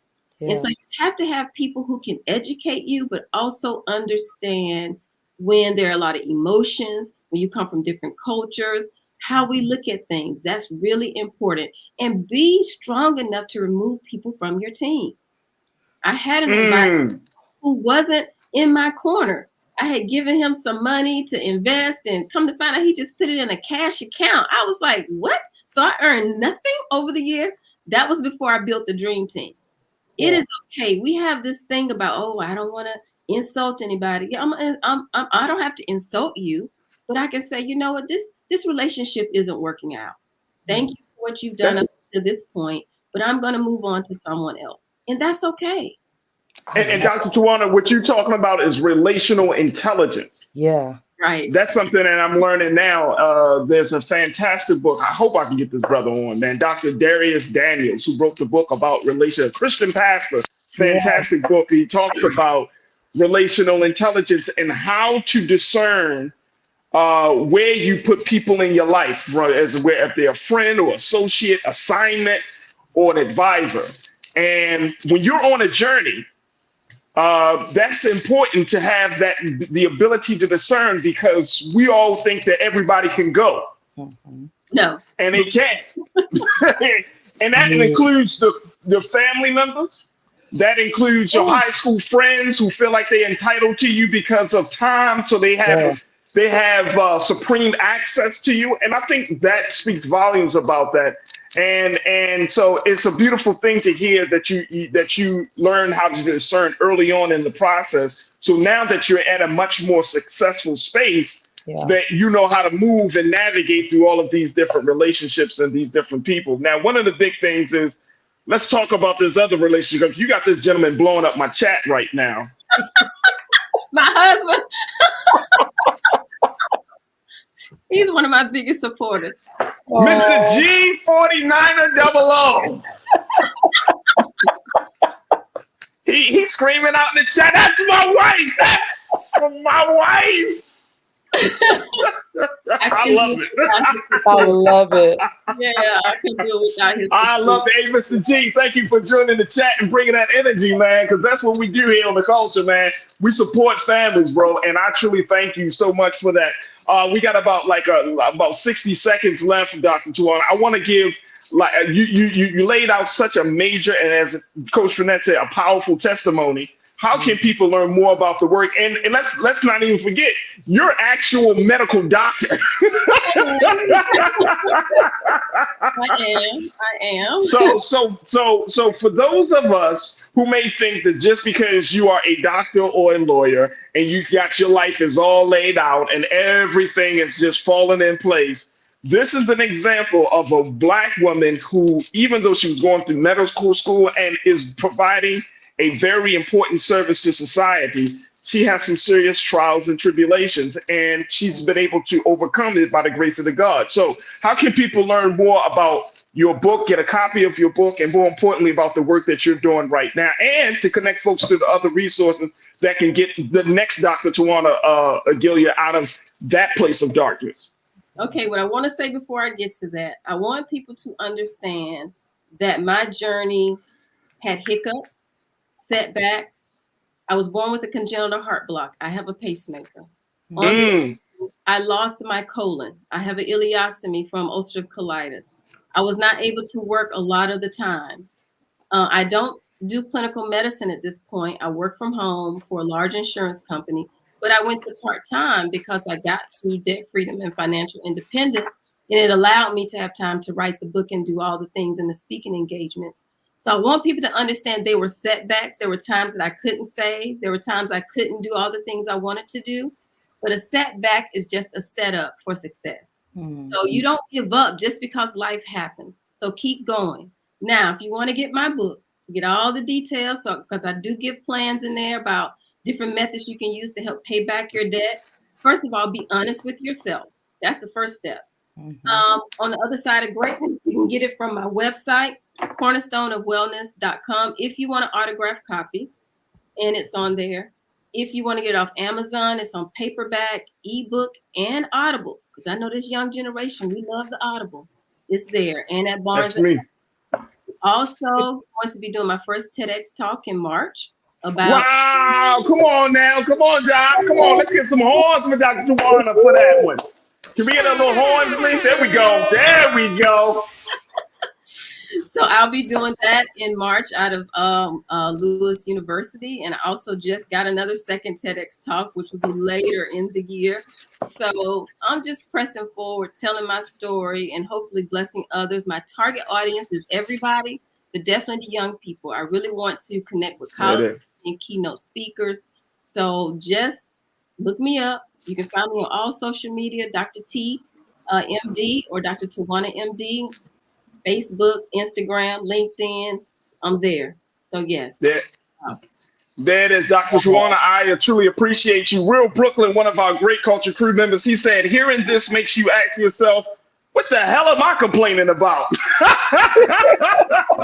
Right. Get up, do something. Pastor, my big brother, Pastor Damon Blissett said, testify. There we go. He said, Boza Blick checked in and said, glad the brother is supporting his wife. Absolutely. Absolutely. I'm glad that Mr. G49er 00 is supporting his wife as well. Terrence Bolden checked in and said, all that you said, sis, was real talk, sister, right there. So, Brother Terrence, thank you so much as always. Man, oh man, people are really and truly appreciating your story. But your husband did post something. He said, balance plan to work plan to play. Work hard to play hard. If you die today, your job will have your replacement by tomorrow. Come on, Mr. G. Wow. Yeah. Come on. Because look, man, look. Woo! I had to learn that lesson early. I was the type of guy to be like, what, man? I walk off of this joint. You know what I'm saying? You're not taking. That was I'm saying. I'd be like, man, look, I'll find me another job. You're not putting me in the grave. And I always have this joke. My job is not my identity. Correct. That's what I do. That's not who I am. Right. You're not going to run me through all of this. Like, I live up in this piece, man. I will walk away and forget the address. You know what I mean? Like, Dr. Tawanda, I appreciate you, and I appreciate your husband, Mr. G49er. Yeah. I thank y'all so much, folks. The book is called On the Other Side of Greatness. Make sure y'all support our sister. Lessons on the Journey from Six-Figure Debt to Seven-Figure Success, Dr. Tawanda Gilliard, MD. We truly appreciate your story. We thank you for your testimony, but more importantly, we thank you for being an example of what's good for the culture. Thank you for joining us this afternoon, sis. Thank you. All right, folks, we got to take a quick pause. When we talk back, me and Coach Trinette going to chop it up about Chrisean Rock. You may not know who she is, but we're going to have to tell you a little bit about her story and why it's important for us to have a conversation about boundaries, love, lives, and a whole lot more. Stay with us. That conversation is up next on The Culture on the Black Star Network.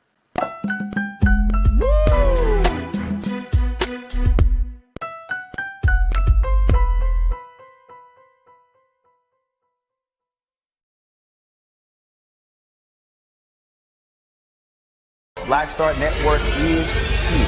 Oh, no punch! I'm real revolutionary right now. Thank you for being the voice of Black America. All momentum we have now, we have to keep this going. The video looks phenomenal. See, this difference between Black Star Network and black-owned media and something like CNN. You can't be black-owned media and be scared. It's time to be smart. Bring your eyeballs home. You dig? When you talk about blackness and what happens in black culture, we're about covering these things that matter to us, speaking to our issues and concerns. This is a genuine people-powered movement. There's a lot of stuff that we're not getting. You get it, and you spread the word. We wish to plead our own cause. Too long have others spoken for us. We cannot tell our own story if we can't pay for it. This is about covering us. Invest in black-owned media. Your dollars matter. We don't have to keep asking them to cover our stuff. So please support us in what we do, folks. We want to hit 2,000 people, $50 this month, raise $100,000. We're behind 100,000, so we want to hit that. Y'all money makes this possible.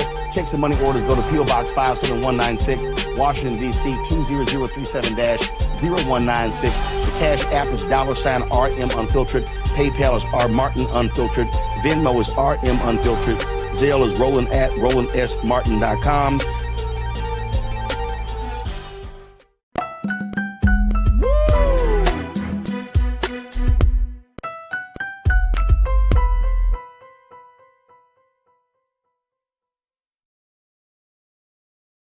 All right, folks, welcome back to The Culture here on the Black Star Network. Let me bring my sister in, Coach Trinette Collier Green, into the conversation.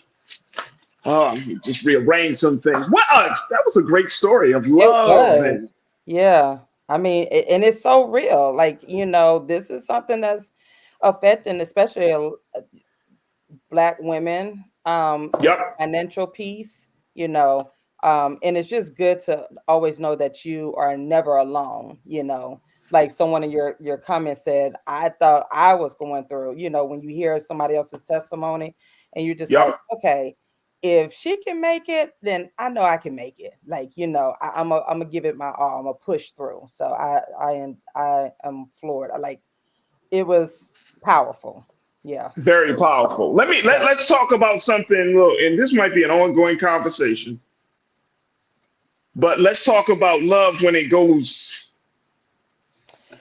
wrong. What are you always drinking? You already sipping tea already, Coach? Listen, let me just say, look, this is real. And like I said, this is going to be an ongoing discussion. Yeah.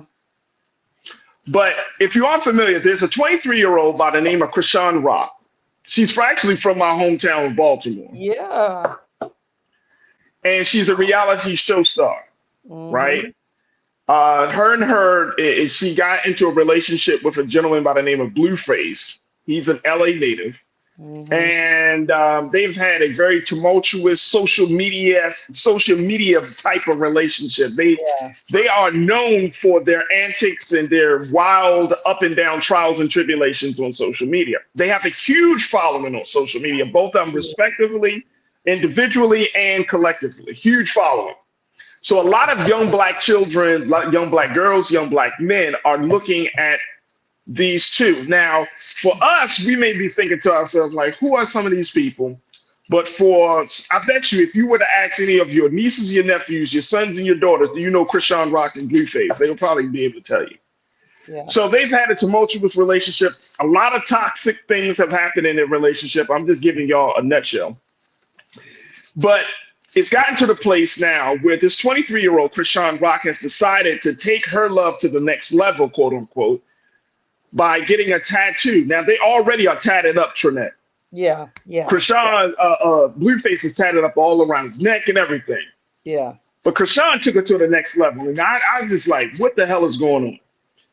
She decided to put the man's face on her face. This is her. This is Chrisean Rock. I wish we could zoom in.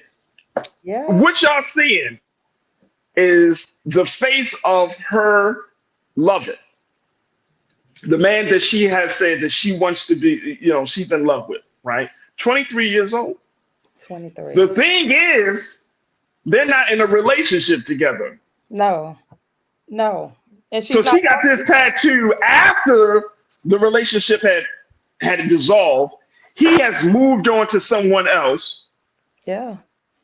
He's moved on to someone else. Can we look at, I just want to throw this up there. Look at this, y'all. And look, we're not saying this. Look, y'all know if I'm bringing this type of celebrity gossip or celebrity news to you, it's for a reason. There is a very serious conversation that we need to have with the next generation about love and relationships, right? Yeah. Very serious conversation, because anytime, let's throw that back up on it, please, Lise. Anytime, no, I'm talking about the picture. Thank you. Anytime you go this far to express your love, this is a whole human face on your face, y'all. Yeah. Now, let's take this thing a step further. Blueface, the guy that she's in love with, whose face is on her face, he's moved on. He got another girlfriend at this time, Bonnie Lachey. Mm-hmm. Bonnie Lachey, his new girlfriend, and she is a star of a reality show. She was on a reality show and all of that. She decided to get a tattoo of the same dude on her butt. I can't make this thing up. This is crazy. It's real. So I want to kind of get your take on this real quick, Coach, because you got two women who have decided to put this man's face on their bodies. I would, and at least when you get a chance, let's show. I don't hate to show this man as a mugshot, but let's just pull up a picture of Blueface when you get it. His real name is Jonathan Jamal Porter. Mm-hmm. And when you get a chance, please, let's put his face up there. Nothing crazy, because But Bonnie Lachey, she put Blueface's face on her butt, right? And when she did that, she posted this message on Instagram where she said, Chrisean, now let's show this quote, please. Chrisean stole my idea. She thought she was up in me. Blue loves me. He upset with me. RN means right now, but I'm not going nowhere. And this proves that. What are we looking at here, Coach? We're looking at we're looking. This is a mess. This is a hot mess. But more importantly, when you're seeing young people, 23 in their early 20s, and I know some of us say, well, we do some dumb things in your early 20s. We'll do some crazy things. But this is in the front of so many other young people, especially young Black girls, who may feel like this is acceptable. This is a way that you earn the love of a man. And then for young Black boys, that you got these women in this frenzy around you that they love you so much they're literally putting your face on their bodies. Yeah. What can we learn from this? Listen, I have to go into auntie mode with this one. Right. Because you're looking at these beautiful women, beautiful young girls. And I was rooting for Chrisean. When I first heard of her, and I'm like, this baby needs some help. She really does. You know, her She get story- little help. That's why we called it this. Love lives and little help. And I can imagine that it is because, you know, her background story of her family. I remember hearing it. She's lacking love and she's seeking it in the wrong places. But, you know, just the fact that these two women are literally desecrating their body in the wrong way. I have a tax, so I'm not against the tax, but it's doing it in the wrong manner, you know, and for this other individual who does not care about them at all. They both have children by him. So I'm like, okay, that's right.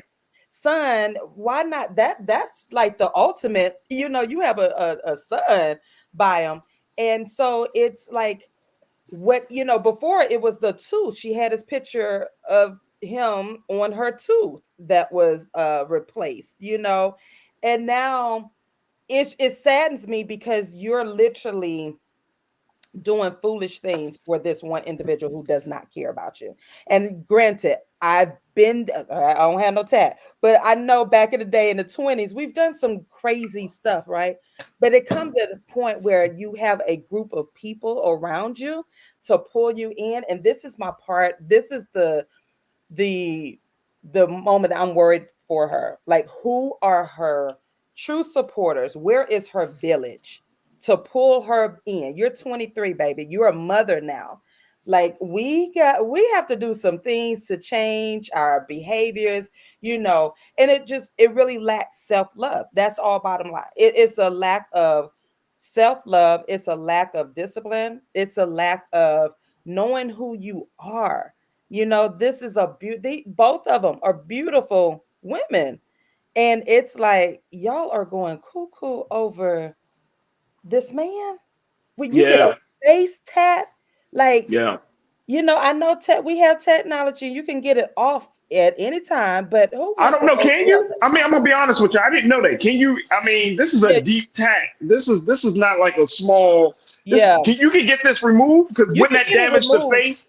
I'm not sure the process, but you can get it removed, but I'm pretty sure it's going to be painful. But it's just the fact that you took time.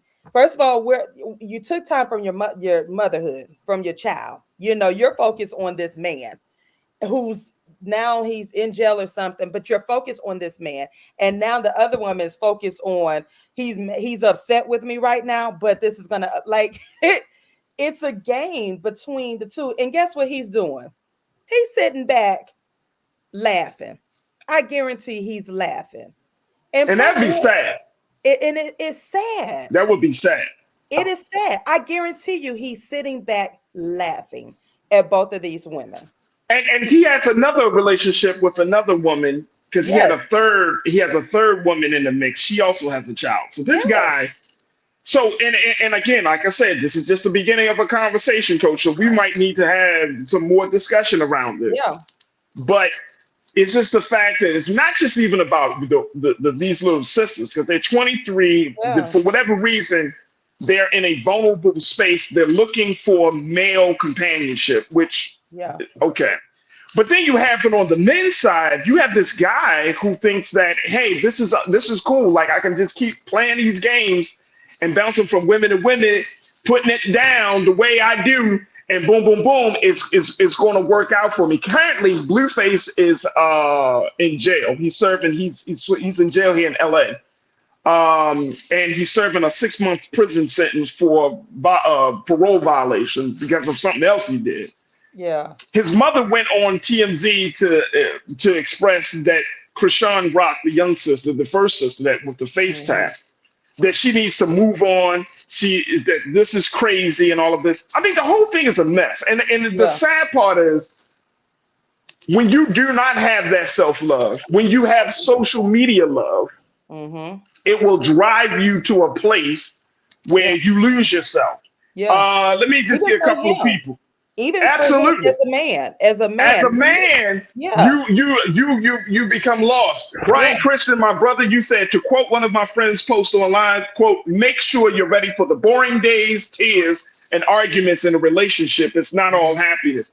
That's what a lot of people tend to try to avoid, Coach. Yeah. A lot of people don't want to accept the fact that you're going to have boring days, you're going to have tearful days, and you're going to have argumentative days. So that is absolutely true. Tiana, you said, ain't that much love in the world to tattoo a man on my face or body? Hell no. I ain't doing that for no. Pastor Damon, you said foolishness at its finest. Yes. Sister Debbie Muhammad, Sister Debbie, you said self-hate, low self-esteem. Brothers don't. If you don't love a woman, then walk away, because if you have a sister, God will punish you through your sibling. Ooh. Ooh. Woo. That's deep. That one right there. Oh, that's heavy. We're going to have to have Real Brooklyn, very quickly, you said what I'm looking at is young people who've lost their way. At some point, you just got to lower your expectations when it comes to the new generation. That's a hard pill to swallow. Coach, what you take of that? I can't. We're not going to do that. We're not going to lower our expectations. What I will say that we have to keep fighting for it. And I get it. But at some point, we're gonna have to just reach the ones that we're able to reach. And we know that we can't save the entire world, but there are some that are out there we can say, hey, we did some stuff in our early 20s or whatnot, but let me tell you, there are going to be some consequences down the line. So I think this is going to just have to be an ongoing conversation, because people are thinking these are relationship goals. That's not a relationship goal. It's not. And I know one of the things that you and I chatted about offline is to have some more discussion. And folks, I think we're going to do this, especially now that Valentine's Day is upon us, right? Coach, we definitely can set up some time for next week to talk a little bit about this. What does it mean? Because you brought up the fact that we need to have some different conversations around social media love and real life love. Yeah. And when we're looking at a lot of these couples that are on social media who seemingly are happy, how it's just a house of cards, or a glass house waiting to break. And I think we do need to have some conversations about this. But I wanted us to at least start the conversation. I mean, this is the beginning of Black History Month. Yeah. And I know that some people are so sad to see that the next generation, that some young people of our next generation is at this state. Yeah. But we're going to have to work through this, because no generation is perfect. Right. But it just goes to show that we, as much as people like to believe that these young people can raise themselves even in their 20s, that's not the case, folks. It's not. Oof. That's not the case. So this is, as you say, Coach, this is an ongoing conversation. I don't bring this up, but we're not bringing this up to make mockery, but to say that this is a sign that we need to intervene in some way, shape, or form. And it's just really, really sad. It is really sad. Coach, you got the final word. You got 30 seconds. What's your take on moving forward? And more importantly, how can people get to know about the work you're doing? Moving forward, it's time for us to heal. And you can reach me on all social media platforms at I am Trinette L. Collier, and my website, IamTrinetteLCollier.com. There it is right there. Coach Trinette Collier. Y'all can find her on all social media platforms. She's also joining us here on The Culture on Thursdays at 4 p.m. Eastern time. And she brings a lot to the conversation, a lot of great energy. We talk all the time. We always texting and laughing and talking about stuff, but she brings a lot to the table. I'm happy to have her a part of the team. Thank you so much, Coach. We truly appreciate you for being so good for the culture. Absolutely. All right, folks, that's going to do it for us. I thank each and every one of you for this remarkable, just a nice, really laid back day as we celebrate 2 years of being on the air here on the Great Black Star Network. And so I truly appreciate all of the great responses. I appreciate you as my crew for having these conversations. And we've just been kind of going through this whole process of talking and understanding and listening to each other. And I just absolutely love it. So if you enjoy the conversation, more importantly, the content, go to our website. Check us out today at blackstarnetwork.com. Download the app for free and follow us on all social media. And of course, we ask you to drop something in the bucket. And I want to give a big shout out. I wrote down the names of 2 people who gave something today. I want to give a big shout out to Daniel Stinney Jr. Daniel, thank you so much. And Josette Bynes and Daniel Stinney Jr., Thank you. Thank you so much for your contribution, being a part of the Bring the Funk fan club at a level 1. I cannot thank you enough for joining us and being a part of the illustrious culture crew. Stay tuned. Up next at 6 p.m. is Roland Martin Unfiltered. Follow me on all social media platforms. You can find me at The Real Faraji on Instagram, Faraji on Twitter, or the X platform, and Faraji Muhammad on Facebook. And as always, never be afraid to challenge what's wrong. Stand for what's right while being yourself in the process. God willing, we'll talk tomorrow for another exciting edition of The Culture right here, only here, exclusively here on the Black Star Network. Peace.